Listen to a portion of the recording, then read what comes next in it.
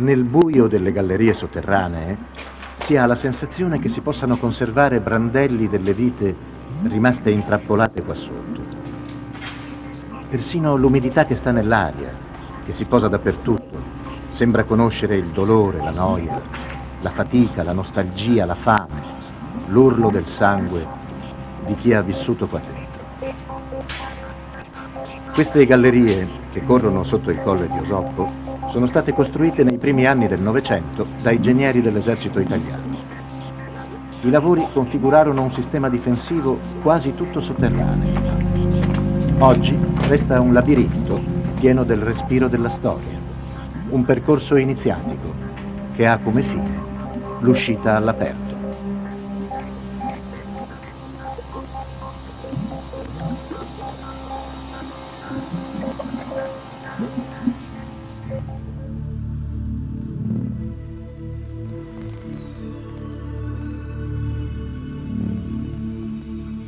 Il piacere di essere tornati a respirare un'aria asciutta e profumata si intreccia alla vista di una natura forte che cerca di trasformare le cicatrici di secoli di guerra. Sul colle di Osoppo, un baluardo naturale sulla pianura friulana di rara importanza strategica, gli uomini fin dall'antichità si sono cimentati in un'imponente trasformazione e costruzione del rilievo naturale, facendolo diventare una macchina da guerra continuamente adeguata al modificarsi delle strategie e delle tecniche militari.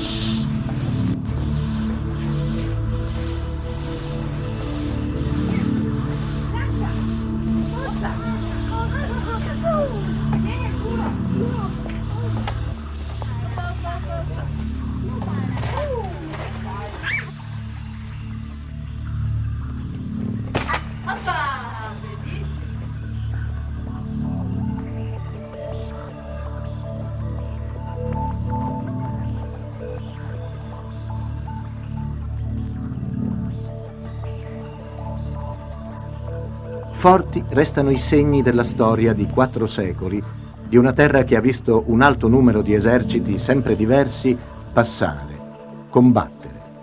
Dalle truppe venete a quelle napoleoniche, a quelle austriache, a quelle italiane, spesso scambiandosi i ruoli di chi stava dentro e chi stava fuori dalla fortezza.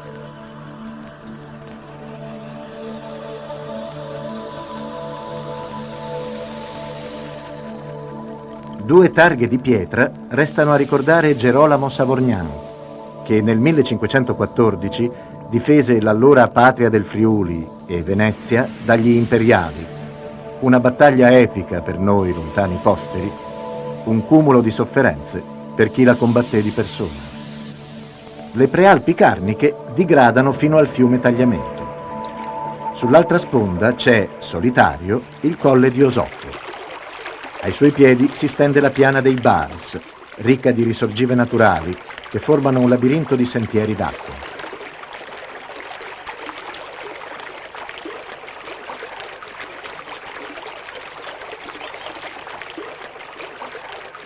Scorrono su una variegata vegetazione che ricopre il loro fondo e riflettono il cielo e i rami dei salici che crescono sulle loro rive.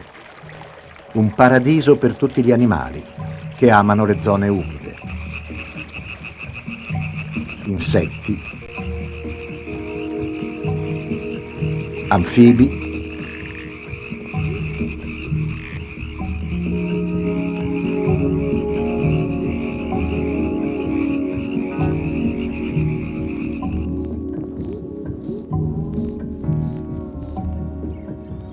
uccelli.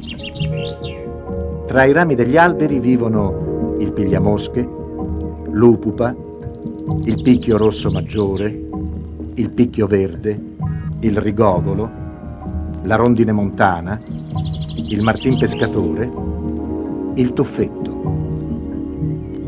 Questo è il picchio muratore, che usa i nidi scavati dagli altri picchi negli alberi, ma ne rimpicciolisce l'entrata con il fango per renderla inaccessibile agli altri uccelli e agli animali predatori.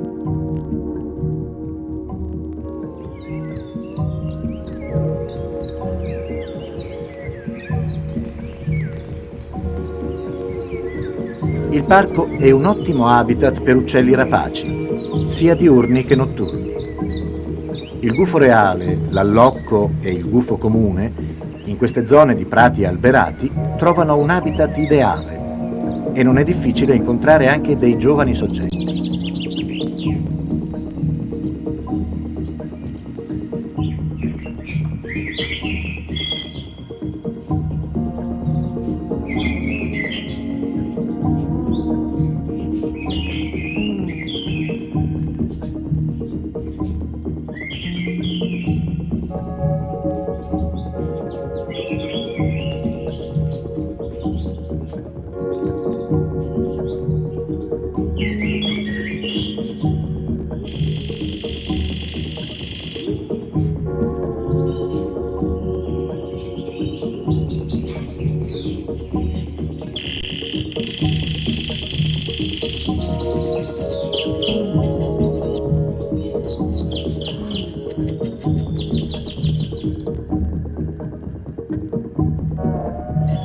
Anche i rapaci diurni come il nibbio bruno, il falco pellegrino, il lodolaio, il gheppio, lo sparviero, qui trovano un ottimo territorio di caccia.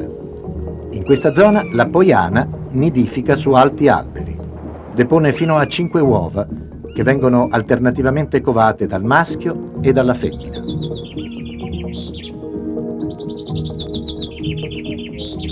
All'interno delle iniziative del parco c'è il progetto Grifone, che prevede la reintroduzione di questi animali nella fauna delle Alpi orientali.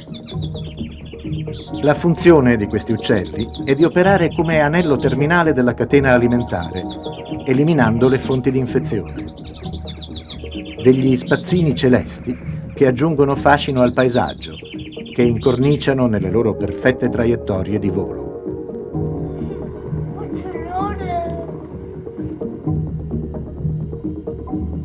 I grifoni sono degli animali estremamente tranquilli. Non hanno nessun tipo di aggressività nei confronti degli altri animali e dell'uomo. Vengono tenuti nelle voliere per un breve periodo di ambientamento per poi essere liberati gradualmente. Raggiungono la maturità sessuale a 4-5 anni di età e scelgono loro stessi il momento in cui spiccare il volo e iniziare la loro avventura. Ogni anno aumenta il numero di coppie che si riproduce nell'ambito del parco. Il cane del custode è attratto da una voliera un po' nascosta. Qui si trova un gufo reale che è stato trovato ferito. Verrà curato, accudito e liberato appena guarito. Che gli occhi gialli siano occhi del demonio?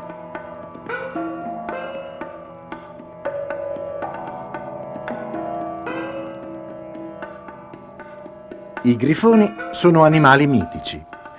Per l'uomo antico i loro voli erano dei segni che consentivano di interpretare il presente e di predire il futuro.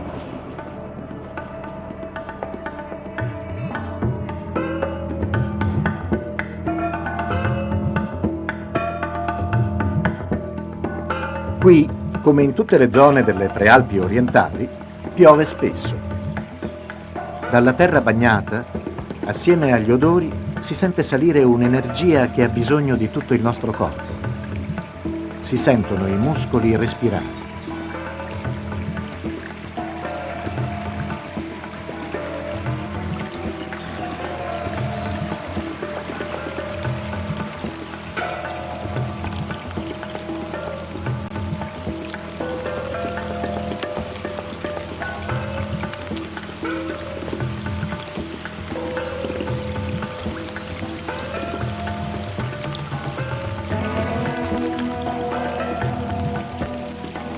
Una filosofia può cominciare con la visione dell'acqua che cade nell'acqua.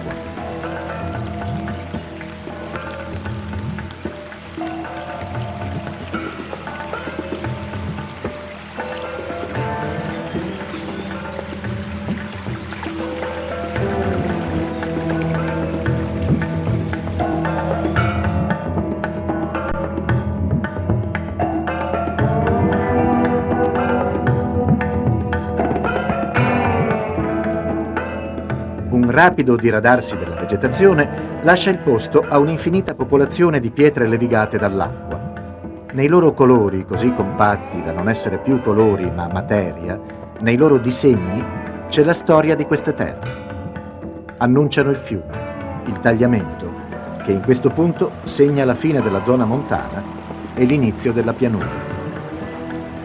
Una strada d'acqua che per qualche momento scorre assieme a noi. A lei, che conosce il segreto della materia e dello spirito di ogni forma vivente, si affidano fantasie, sogni, speranze, ricordi.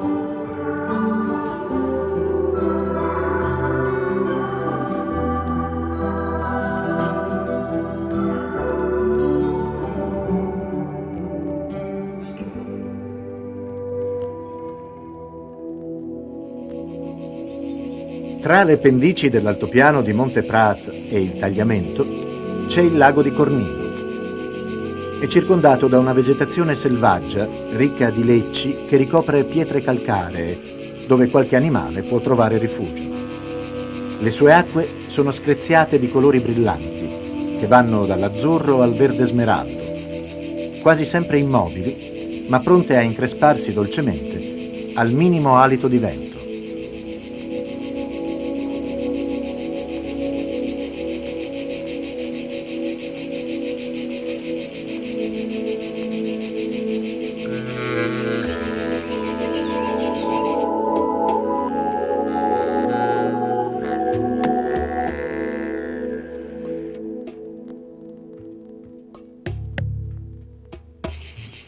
Un'attrazione irrinunciabile per chi non teme il freddo delle acque di Risorgiva e ama percorrere la via più corta.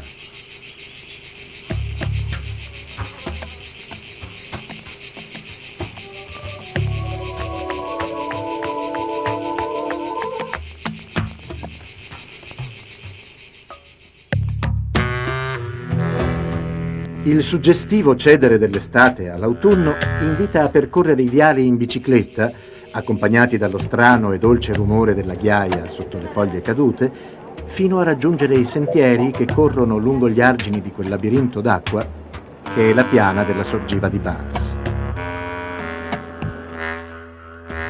Ma la pioggia è in agguato. Ci si sente prima impregnare da un sentore di provvisorietà, poi, annunciata, arriva l'acqua. E tanta.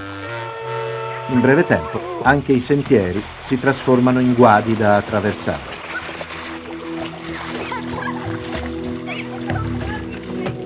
Si corre verso un rifugio. Ci si raduna sotto il portico della capanna dei pescatori, un'area attrezzata, zuppi di umori autunnali, e si attende che spiola.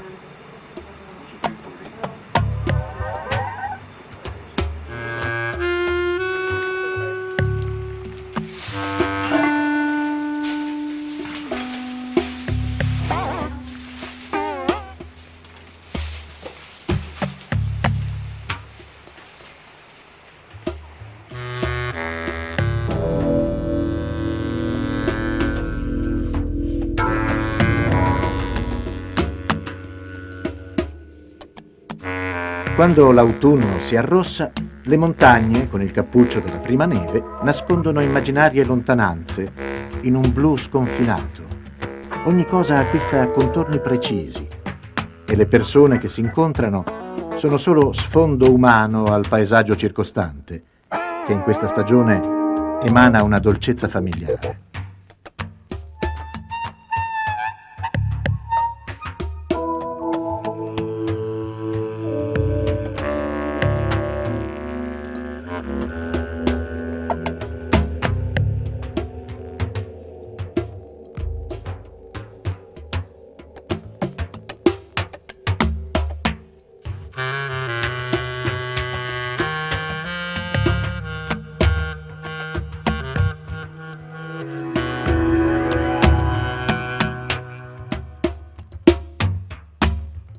A chi si attarda nel parco, la scatola magica della natura offre i suoi quadri più misteriosi.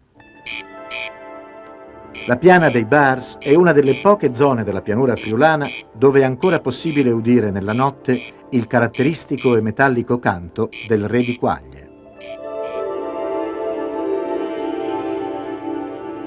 Si avvicina l'inverno. Le prime luci dell'alba svelano l'erba ricoperta dalla brina.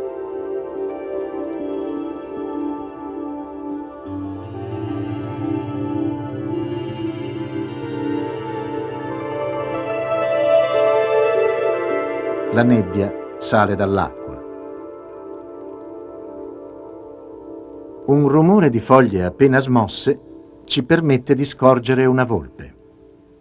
Sono le ore in cui è più facile avere insperati incontri con gli abitanti del parco. Il capriolo, che trascorre le sue giornate nascosto nei boschi più fitti, nelle ore del mattino e del tramonto è particolarmente attivo alla ricerca del cibo.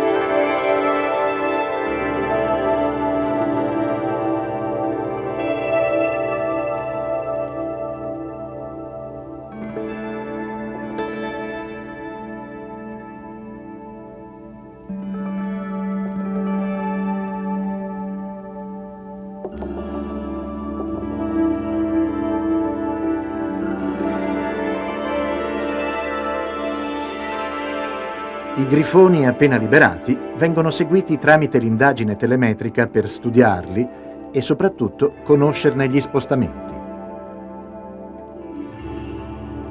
Ogni uccello ha una trasmittente posta sulla coda.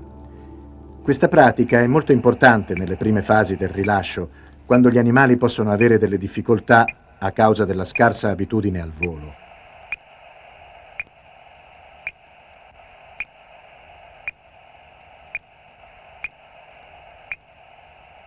Finiscono a volte lungo il greto del fiume Tagliamento e da lì stentano a trovare le condizioni di volo ideali.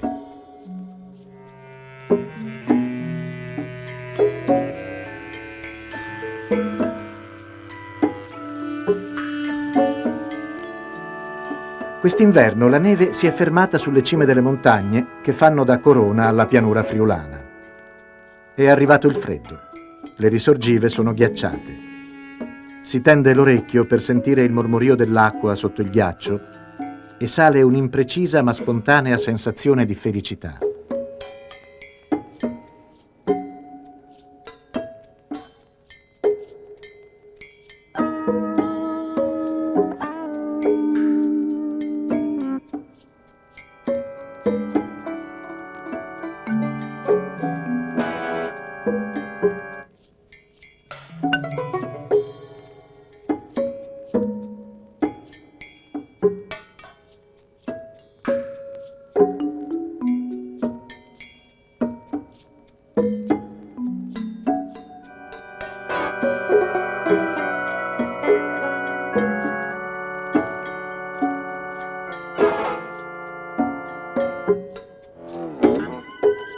Anche in questa stagione la fauna stanziale rimane attiva e gli amanti della pratica del birdwatching hanno buone possibilità di osservare gli animali del parco.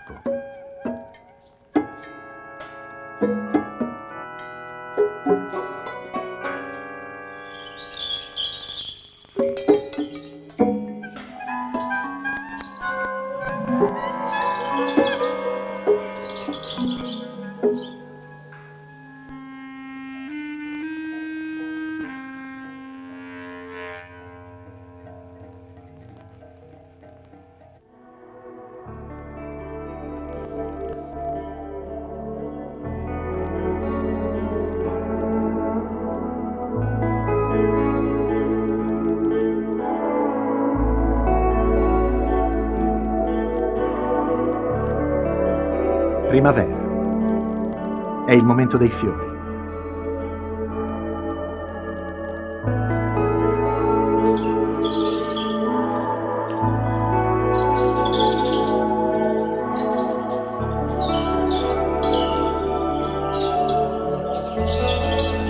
Gli abitanti del parco sono al massimo della loro attività.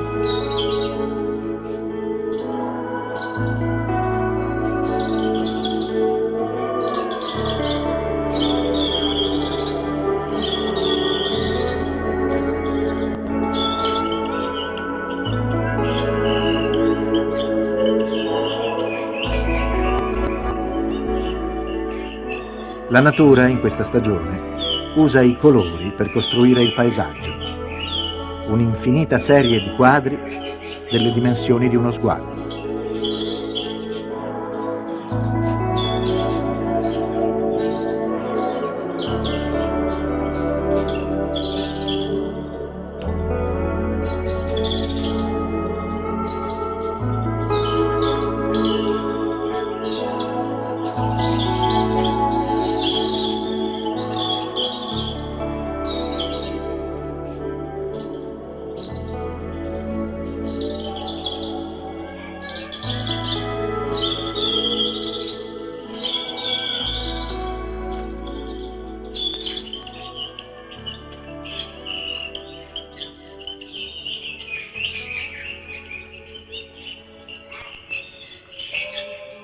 Questa terra d'erbe e acque, la sorgiva dei Bars, è uno splendido risultato di equilibrio tra le operose attività agricole come la fienagione e un ambiente di notevole valore paesaggistico.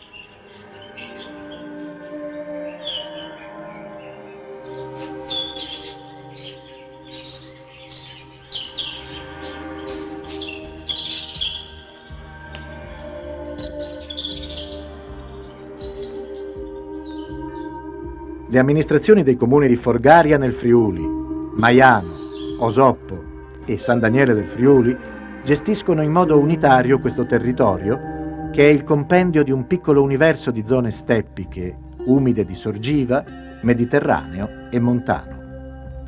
Il Parco del Tagliamento non vuole essere solo un punto di attrazione naturalistica, ma vuole progettare natura, far tornare gli animali dove erano scomparsi, coinvolgere le giovani generazioni nell'amore per l'ambiente, divulgare l'antichissimo linguaggio delle piante, trasmettere, in un futuro il più possibilmente lontano, ciò che abbiamo noi ora.